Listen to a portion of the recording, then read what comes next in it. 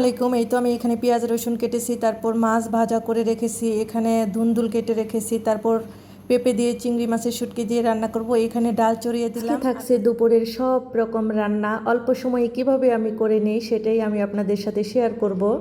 এখানে আমি পেঁয়াজ রসুনটা দিয়ে দিলাম। এখানে আমি রান্না করব চিংড়ি মাছের শুটকি দিয়ে পেঁপে রান্না করব।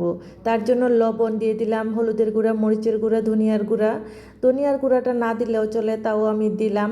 এবার সব মশলার সাথে আমি চিংড়ি শুটকিটাকে ভেজে এই তো দিয়ে দিলাম পেঁপে। তো এটাকে ভালো করে আমি কষিয়ে নেওয়ার পর এখানে দিয়ে দিলাম পরিমাণ মতো পানি। পানিটা একটু ভিজা ভেজা রাখবো আর কি, ওরকমভাবেই আমি দিয়ে দিব। তো এই তো হয়ে যাওয়ার আগ মুহূর্তে আমি দিয়ে দিলাম কাঁচামরিচ। দেখেন কালারটা কত সুন্দর এসেছে, এটা খেতেও অনেক মজার ছিল। আসলে আমি তো আপনাদেরকে খাওয়াতে পারি না, যদি খাওয়াতে পারতাম তাহলে অবশ্যই এই টেস্টগুলো বুঝতে পারতেন।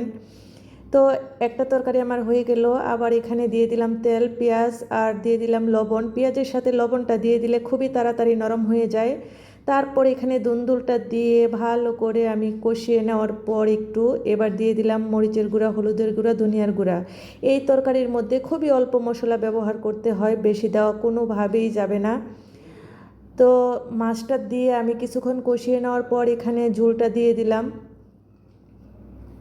তো এই তো হয়ে গেল আমার আরেকটা তরকারি। এবার রয়েছে পাশের চুলায় ডাউল, এই ডাউলের মধ্যে বাগার দিলেই হয়ে যাবে আমার আজকে দুপুরের রান্না।